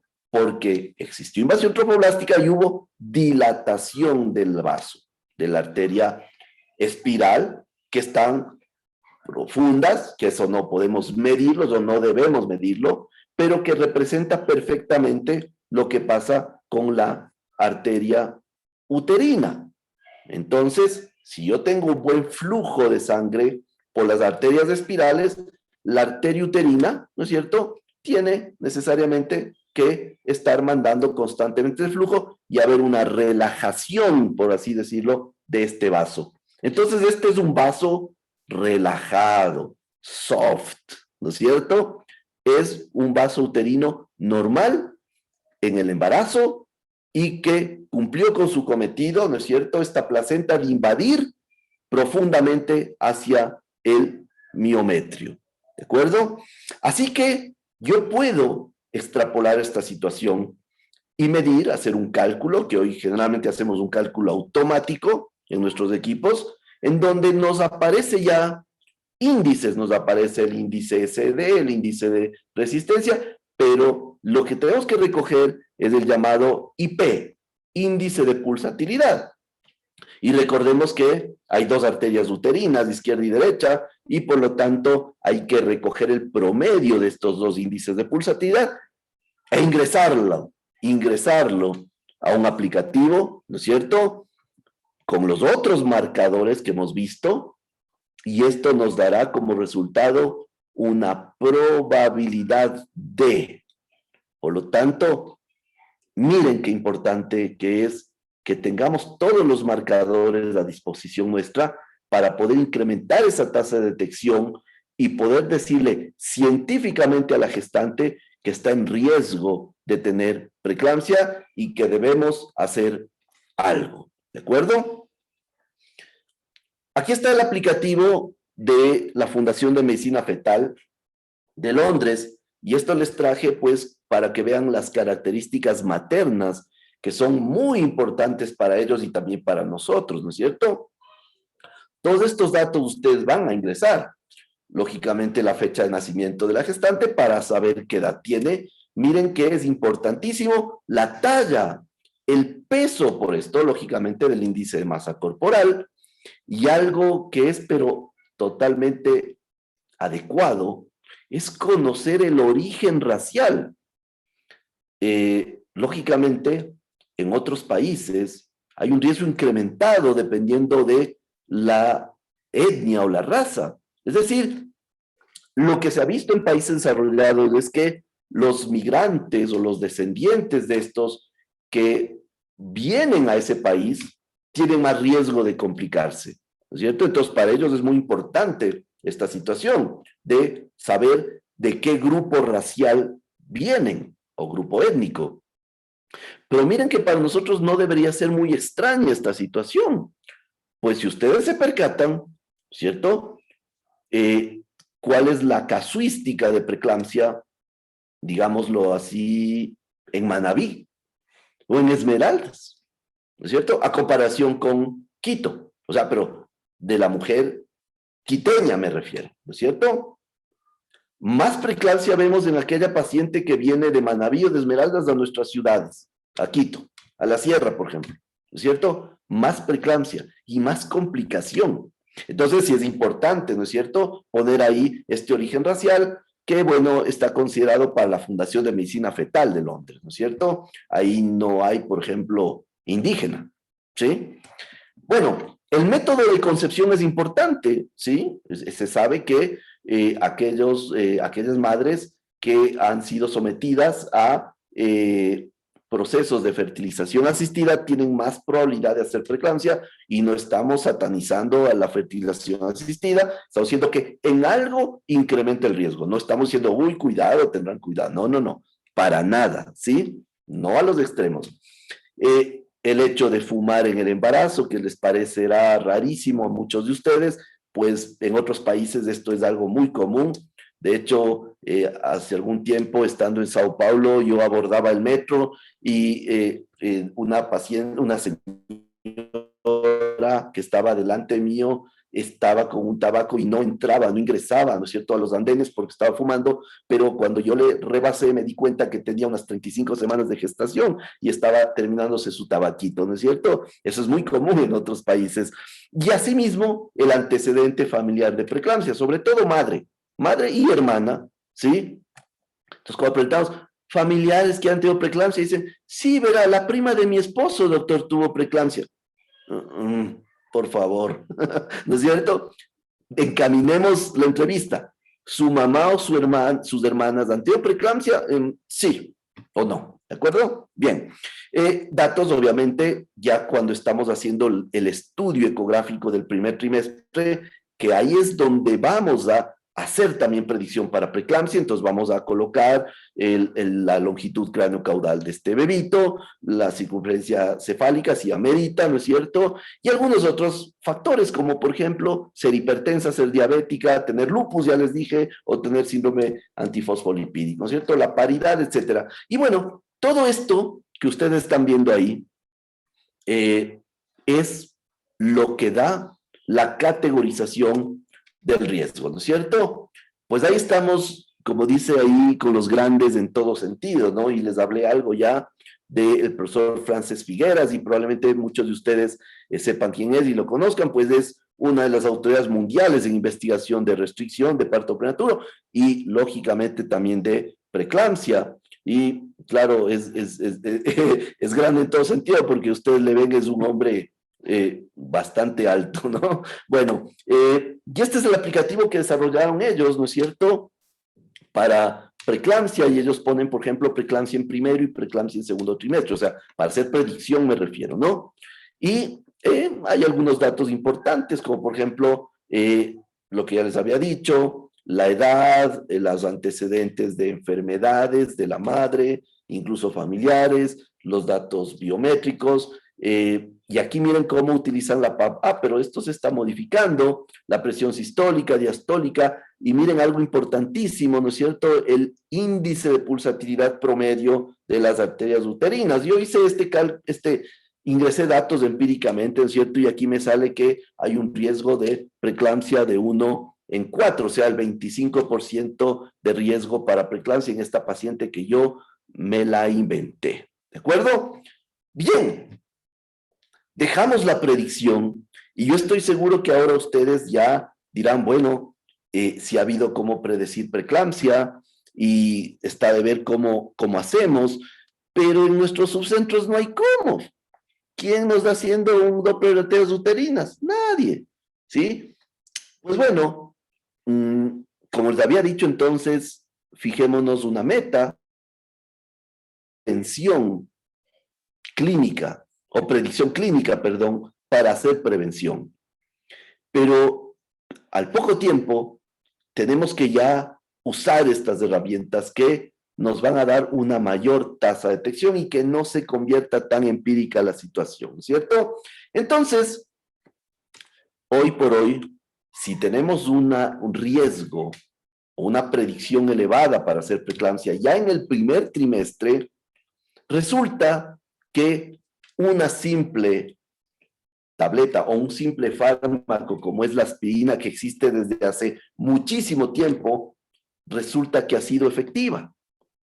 Pero no lo sabíamos sino hasta hace pocos años, precisamente con los estudios que promovía Nicolaides y que un joven inquieto de apellido Rolnik le dijo, vea maestro, estudiemos esto, ¿ya? Y que al principio no se le creyó mucho y luego hoy por hoy sabemos que este es un estudio que prácticamente ha cambiado muchas cosas en cuanto al manejo y a la prevención de preeclampsia. Así que cuando hacemos prevención de preeclampsia, hablamos de que sí se la puede hacer y sobre todo para evitar la preeclampsia lejana al término o la preeclampsia precoz, aquella menor de 34 semanas. La prevención con aspirina no sirve para aquellas preeclampsias de más de 34. Es decir, no es muy importante, no es muy interesante para los autores tener preeclampsia más allá de las 34 semanas. Lo que se ha visto es que reduce aquella preeclampsia tremendamente ominosa antes de las 34. Y claro, las dosis de aspirinas que se han ido promoviendo han variado conforme el tiempo. Pero hoy sabemos perfectamente, y creo que esto saben todos, porque es pregunta de examen, pues, ¿no es cierto? Hoy por hoy se promueve el uso de 150 miligramos diarios de aspirina. Es decir, el estudio ASPRE es quien soporta esto, y sobre todo la dosis de esta se ha visto que es más efectiva que la que se usaba antes. Imagínense que se empezó utilizando 81 miligramos porque era lo que había, ¿no? Después se dijo, no, 100. Pero hoy por hoy, el mayor éxito en prevención, que se trata de disminuir preeclampsia hasta en un 60 y en ciertas series hablan hasta de 80% de probabilidad de disminución, se logra pues con 150 miligramos, es decir, una tableta y media cada día, ¿sí? ¿Cuándo empezar aspirina? Aspirina se empieza en realidad de preferencia desde las 12 semanas. No antes de las 12 semanas porque, bueno, se habla de que por esto de las oleadas, de invasión, etcétera, de pronto no tenga utilidad aún. Pero algo que también llama la atención es la probabilidad de eventos malformativos con el uso de aspirina, incluso en dosis baja, como es sobre todo la posibilidad de una gastrosquisis fetal si es que damos aspirina antes de las 12 semanas. Lo siguiente es el hecho de que cuando ya ocurrió la segunda oleada de invasión trofoblástica, ya nada va a ayudar. Es decir, es lo que llamamos suerte o muerte, ¿no es cierto? ¿Le dará, no le dará? No sé, pero ya prevención ya no podemos hacer con aspirina, ¿no es cierto? Es decir, ya no tiene utilidad si es que se pasó de la semana 16 de esta gestante. Es decir, aspirina iniciamos desde la semana 12, máximo semana 16, y debemos mantenerla hasta las 36 semanas. Una tableta y media diaria, y también los estudios soportan la utilidad de dar o administrar por la noche. Hay algunos factores. Uno es la mejor absorción aparentemente en la noche.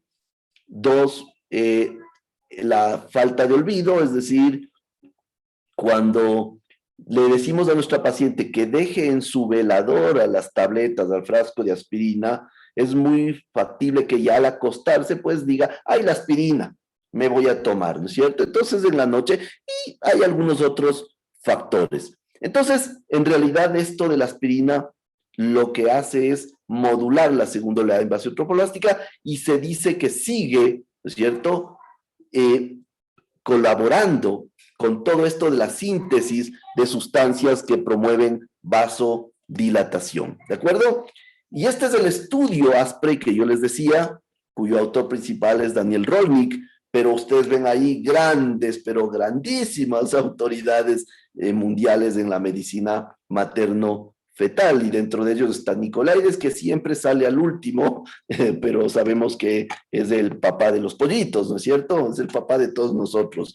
Así que este estudio, el ASPRE, que es de descarga libre, por si acaso, ustedes pueden leerlo, definitivamente es un estudio tan extenso, multicéntrico, colaborativo, y lo que demuestra es reducción de preeclampsia temprana en un 60% comparado con placebo y la dosis de 150 miligramos al día.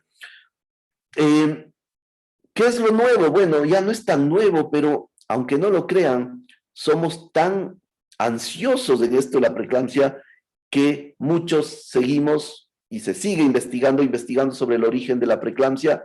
Y, por ejemplo, el grupo norteamericano liderado por el profesor Roberto Romero promueve la utilización de metformina para la prevención de preeclampsia. Y en realidad hay mucho de cierto en esto, pero en realidad se ha visto mucho que las pacientes que se benefician con metformina para presión preeclampsia son esas pacientes que les hablé en un inicio, las pacientes que ya cursan con algún tipo, algún grado de síndrome metabólico, de signos de hiperandrogenismo, en ellas va bastante bien, ¿de acuerdo? Así que ya estamos hablando de ella. Y lógicamente, si ustedes ven publicaciones recientes, ya se habla, por ejemplo, de la utilidad de la heparina de bajo peso molecular como prevención de preeclampsia. Es decir, hacer lo mismo que hace la aspirina, pero dar heparina de bajo peso molecular todo el tiempo, ¿no es cierto? Bueno, costo-beneficio, etcétera, eso todavía no está bastante detallado, ¿de acuerdo? Algo que antes de pasar a las conclusiones es importante que les diga es que precisamente esto de las teorías de la preeclampsia van cambiando hoy por hoy y muchísimo. Y precisamente les mencioné a uno de los investigadores en preeclampsia, los buenos exponentes, como el profesor Baski, y cuando ustedes le escuchan a él, realmente piensan que está loco, porque de pronto es uno de los pocos, si no el único, que ha decidido pronunciarse y que por sus estudios, ojo, dice que para él la preeclampsia no se origina en la placenta, sino que tiene otro origen, otra etiología. Y sería bueno que puedan acceder a una de las conferencias que tiene él, que fue galardonada, ¿sí? Hace 2 años, y que yo la escuché presencialmente en Bogotá, en el 2019, un poquito antes de la pandemia. Estuvimos en Bogotá y estuvo el profesor Baski y fue impresionante escucharle porque realmente botó al traste todo lo que se pensaba. Y él tiene una conferencia que se refiere, o que dice precisamente en su título, dice, la placenta, víctima o villano, ¿no? Entonces ya ahí da mucho que pensar. Siempre se le atacó a la placenta como responsable de la aparición de la preeclampsia. ¿Saben lo que dice el profesor Baski? Que definitivamente quien incita a la aparición de la preeclampsia o quien dispara la preeclampsia es la disfunción ventricular. Es decir, una mujer que previamente ya tuvo algún tipo de disfunción ventricular y que sea incluso asintomática, es decir, no necesitamos que sea la paciente hipertensa ni cardiópata, ojo, la disfunción ventricular viene a medirse de otras formas, ¿sí? Con mediciones de pared, bueno, muchas otras cosas, y que habla de que las pacientes que tienen disfunción ventricular comienzan a secretar factores antiangiogénicos. El biocardio secreta factores antiangiogénicos y por eso estos viajan a la circulación y llegan a la placenta. Y aparentemente la placenta es la que produce factores antiangiogénicos, pero parecería que no solo es la placenta. Parecería que es también, perdón un ratito, hay un accidente. Un segundito, por favor. Tenle ahí, por favor, gracias. Mil disculpas, esto pasa en las mejores, hasta en las mejores familias, dicen, ¿no? Bueno, y se habla mucho entonces de que hoy por hoy la disfunción ventricular es la responsable de todo esto. Y por lo tanto, si pudiésemos detectar a pacientes con disfunción ventricular y dar algún tipo de tratamiento clínico, farmacológico, etcétera, muy probablemente evitemos la preeclampsia y muy probablemente incluso más allá de la aspirina.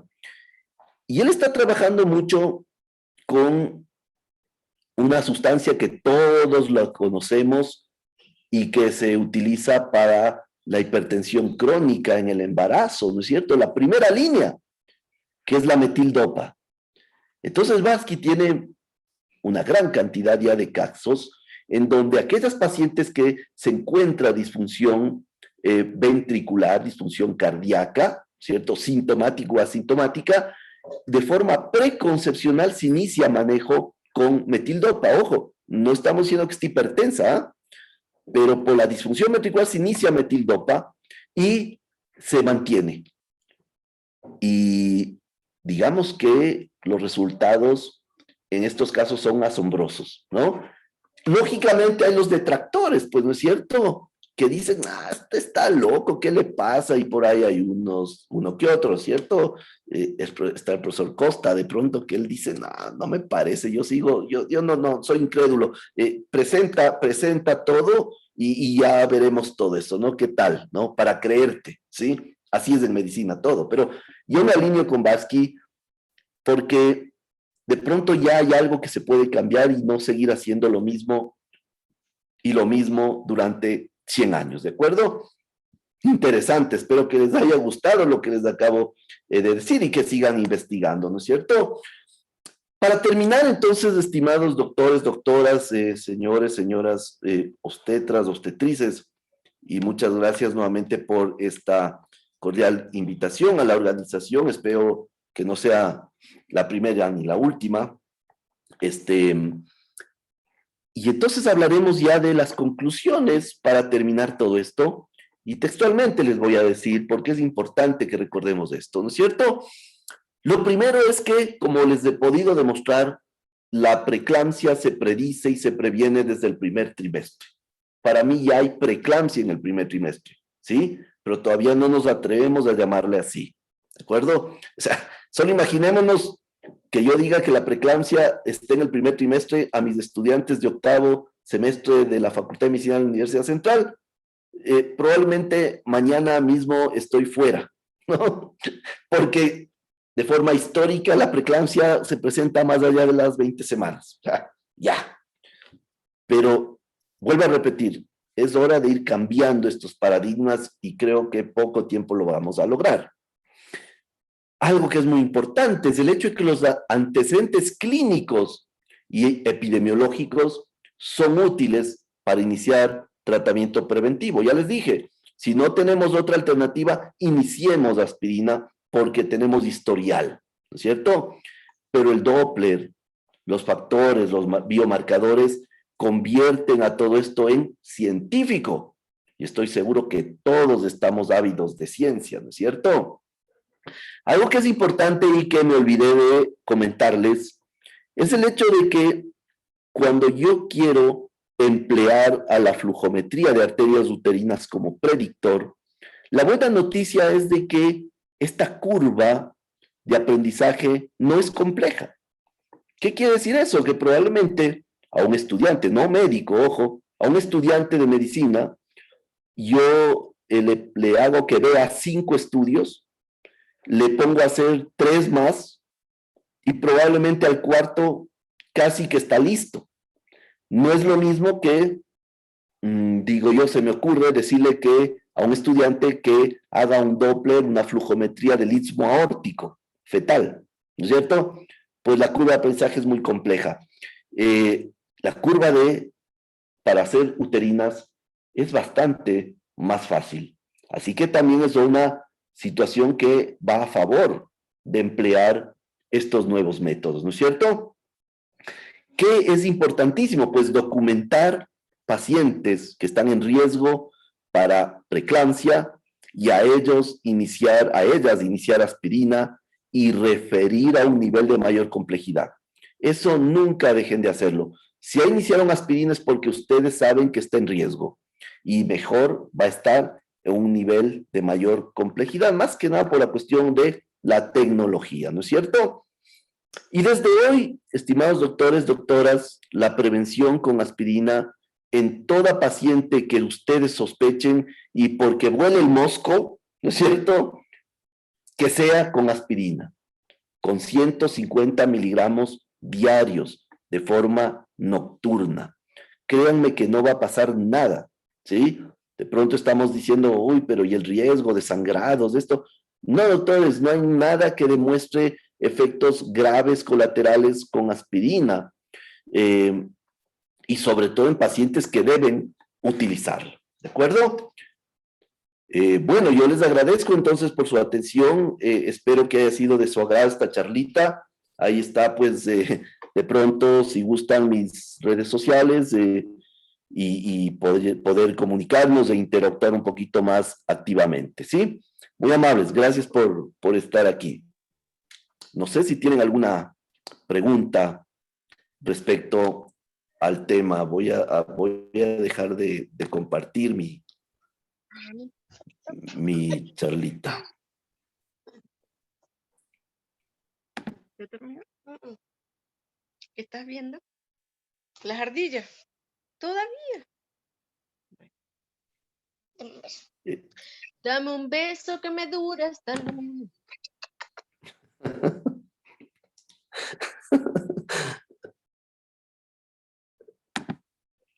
¿Tienen alguna pregunta de pronto? No les veo en pantalla, ahí están ya en pantalla. No sé, la organización de pronto si quiere hacer algún tipo de pregunta.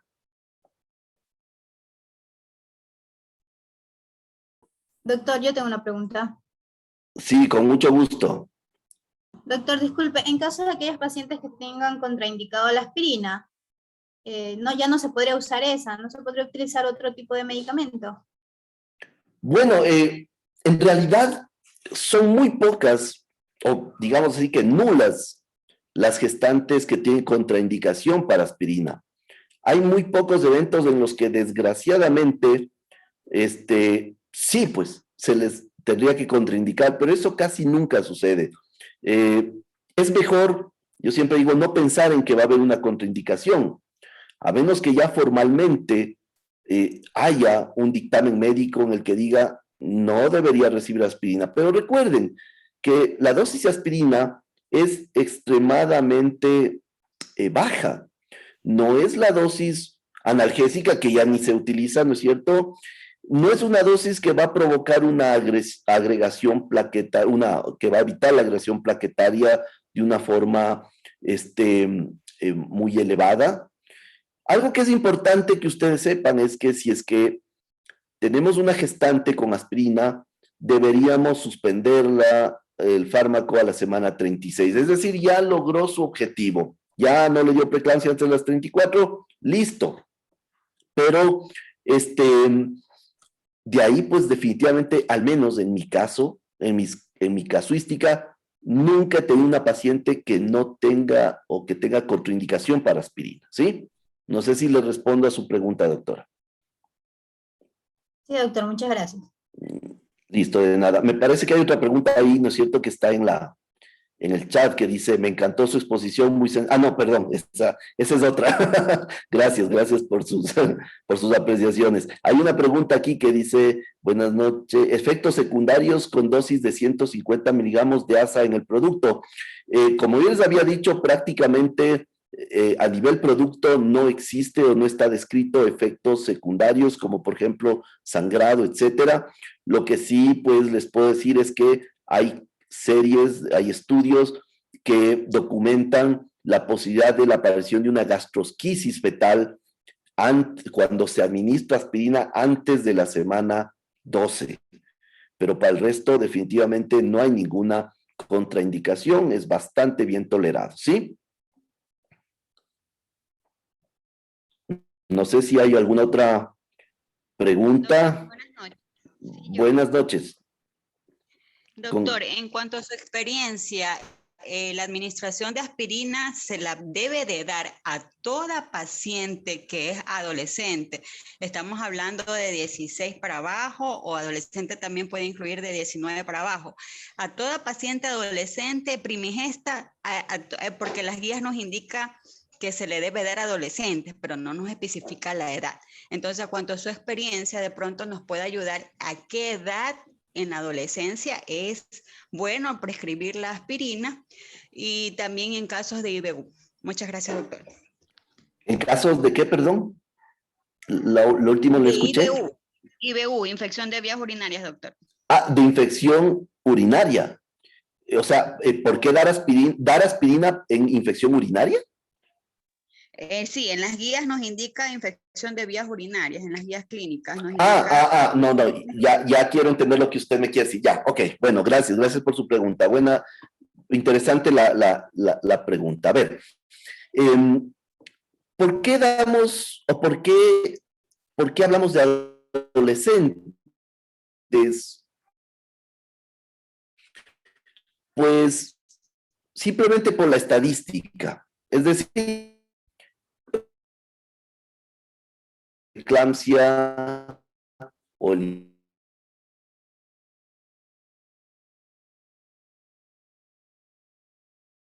adolescente. Pueden ver ahí los RRs y hablamos de que las edades extremas en realidad son predisponentes. Que la preeclampsia era más que exclusivamente de la multípara y de la mayorcita, ¿sí? Hoy sabemos que está predispuesta a la aparición de preeclampsia. Y por eso es que de forma clínica, aspirina para este grupo también etario. Si ustedes revisan guías ya con poder científico, ¿no es cierto?, del primer mundo, prácticamente no están hablando del adolescente, etcétera, porque si bien hay un incremento, cuando nosotros hacemos otros marcadores, como factores angiogénicos Doppler, prácticamente es como que descartamos o disminuimos la posibilidad o el riesgo, digamos así, ¿no es cierto? Y por lo tanto, hoy, al no haber más que eso, que la parte clínica, sobre todo en el primer nivel de atención, y ustedes saben que las guías de práctica clínica son para el primer nivel y para todos lógicamente, pero hay que poner énfasis en el primer nivel, es de que se postula el uso de aspirina en aquellas pacientes muy jóvenes. Y si usted me dice, doctora, en mi experiencia, bueno, no me gusta hablar de experiencia, me gusta hablar más que nada de lo que uno ha leído, que uno ha estudiado y reproducir en sus pacientes, porque la experiencia hasta cierto punto nos habla un poco de la parte empírica, ¿no es cierto? Sí, yo puedo decir, en mi experiencia, no, realmente, ¿cuál experiencia? Tengo 13 años de especialista y de pronto no sea mucho como tener 30, ¿no? Pero de todas formas, creo que yo no estoy de acuerdo en dar aspirina a todas las pacientes, como les dije, por cualquier cosa. Establecemos bien los criterios de riesgo y si hay alguna duda, mejor enviar a un siguiente nivel de atención. Es decir, es una primigesta adolescente, pero es obesa. Ya la cosa va cambiando. Es como que vamos incrementando un poco la puntuación, digamos así, a pesar de que no existe un puntaje para decir esto y esto. De todas formas, sumemos factores de riesgo, sumemos riesgos, la típica paciente adolescente que la mamá tuvo preeclampsia, ¿no? O sea, todas esas cosas, pero de forma aislada de pronto sea prudente, como sí vemos, o sea, el historial de preeclampsia anterior, la mujer que tuvo preeclampsia anterior, pero por supuesto, iniciemos la aspirina. En estos otros cuyos RR son bajos, ¿por qué mejor no pedir una segunda opinión? Esa sería mi respuesta. Y esto de la IBU es básicamente porque se dice que la IBU recurrente incrementa el riesgo de preeclampsia. Entonces, si has tenido infecciones a repetición, de pronto por relancina, como se dice, dale aspirina de una vez, mejor, ¿no? Y vuelvo y repito, tampoco es que esté muy de acuerdo solo por el hecho de haber tenido infecciones a repetición. Hay algo más que eso, que es la predicción ya con todos estos factores que les he dicho, ¿de acuerdo? No sé si le respondí entonces a su pregunta. Sí, muchísimas gracias, doctor. De nada, doctora, un gusto. Híjole, a ver, no sé si tenemos tiempo, perdón, la organización o ya damos por terminado, como ustedes gusten, porque aquí hay unas preguntitas y no sé si de pronto quiere leerlo en el chat los organizadores o yo mismo les leo, pero parece que me estoy queriendo robar el show y no es tan prudente, ¿no? No sé si usted... Sí, no se preocupe, le ayudo leyendo las preguntas. Bueno, con gusto. A ver, dice, ¿ha utilizado calcio y omega 3 como tratamiento preventivo de preeclampsia? Ya, bueno, gracias. A ver, calcio es un fármaco, es un micronutriente que está siendo muy utilizado para prevención de preeclampsia, que a raíz del estudio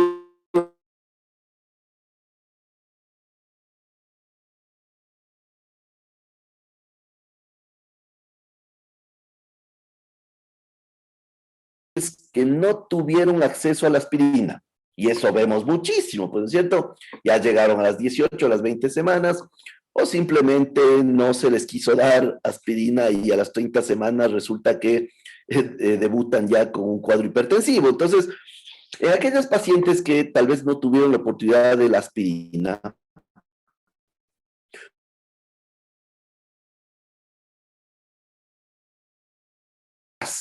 ¿no? Que tampoco es que es algo muy técnico y muy confirmado, se da calcio. El calcio debe darse en dosis altas para que haya algún tipo de efecto que no es como el efecto de la aspirina, pero en algo va a ayudar. Y entonces se dice que la dosis recomendada de calcio es de 1500 miligramos diarios, ¿sí? Y más aún, se dice que si queremos dar calcio, demos a manera de un citrato de calcio, ¿de acuerdo? ¿Y qué es lo que nosotros damos casi siempre? Carbonato, ¿no es cierto? O cualquier otro, pero el citrato es muy escaso, sobre todo a nivel público. Entonces, el citrato de calcio está indicado a dosis de 1500 miligramos y puede contribuir a la disminución de preeclampsia, pero vuelvo y repito, por mucho, la aspirina es bastante mejor. Y claro, los omega 3 definitivamente no hay estudios que apoyen definitivamente o con evidencia científica el uso de omega 3 para prevención de preeclampsia, así que nosotros personalmente, pues muchos otros colegas creo, no lo utilizan de manera rutinaria, ¿sí? ¿Alguna otra pregunta tal vez?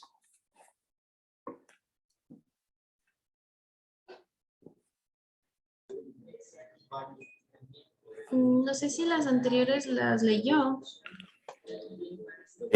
Sí, a ver, sí, leí esta de efectos secundarios de la aspirina. Algo dice de niveles de 2 puntos de plaquetas disminuidas se debe administrar ASA. ¿A qué se referirá con niveles de 2 puntos de plaquetas disminuidas? No sé si el doctor o la doctora que escribió me explica un poquito mejor esto, porque no lo entiendo mucho.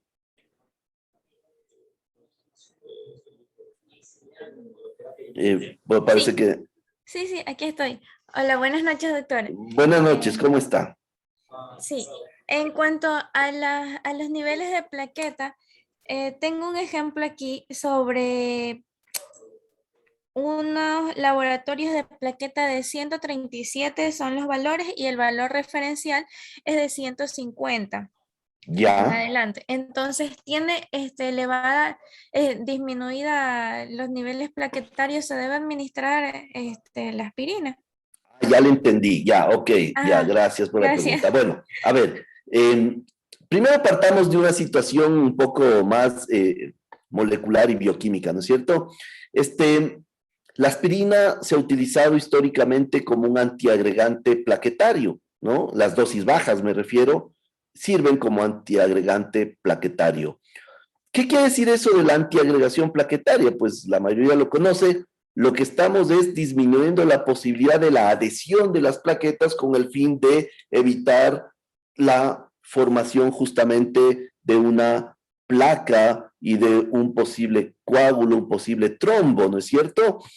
De tal manera que en pacientes, por ejemplo, que necesitan antiagregación, la aspirina va bastante bien en dosis que generalmente son calculadas de 82, 100 miligramos, ¿no es cierto?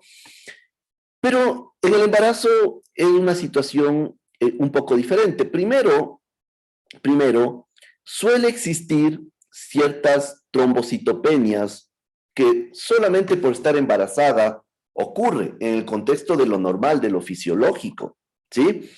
Segundo, el concepto de trombocitopenia o de trombopenia ya estrictamente nos habla de una disminución de plaquetas a menos de 100,000. Es decir, si yo tengo menos de 100,000 plaquetas, probablemente comience, ¿no es cierto?, a preocuparme.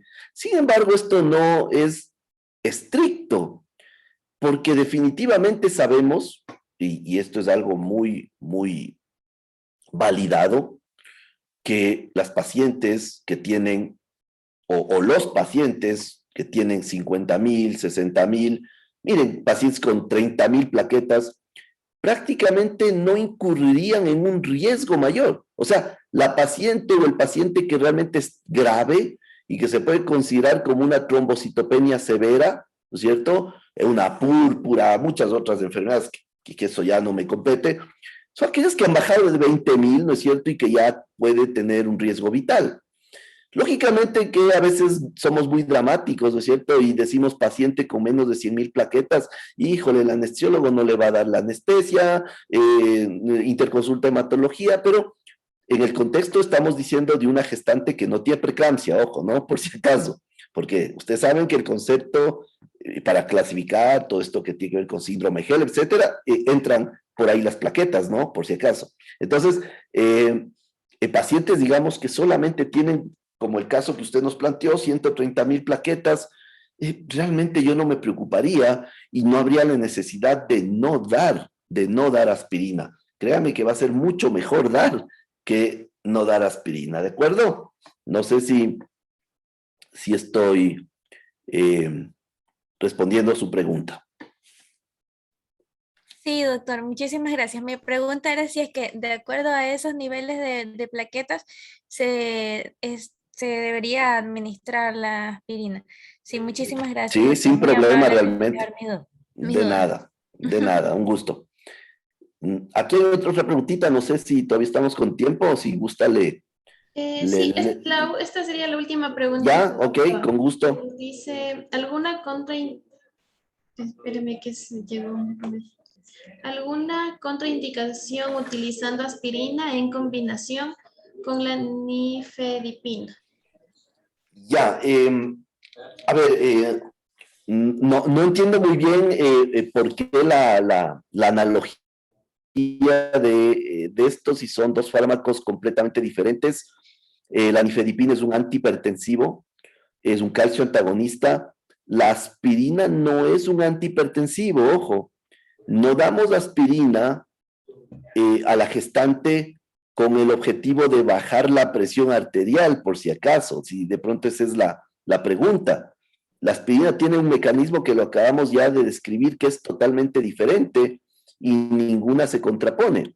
Si yo tengo una paciente que tempranamente estoy dando nifedipina, probablemente es porque es hipertensa crónica, ¿no es cierto? Y debemos tratar su cuadro hipertensivo, nada más. Y si tenemos factores de riesgo para preeclampsia, pues por supuesto que debemos asociar la aspirina. Ninguna de las dos se contrapone. Podemos utilizar tranquilamente, ¿sí? Ya, doctor, muchísimas gracias. Agradeciéndole por su ponencia del día de hoy, de igual manera a las participantes que se han unido, por leerle también los mensajes de felicidades, de una excelente ponencia para usted, que le entendieron muy bien.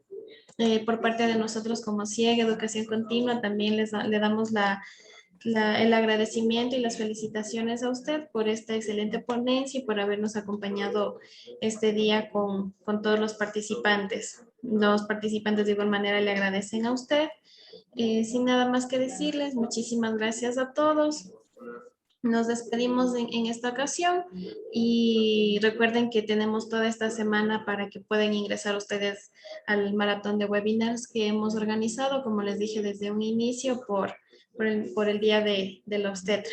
Muy buenas noches con todos, pasen bien. Gracias a ustedes, pasen muy bien, un gusto.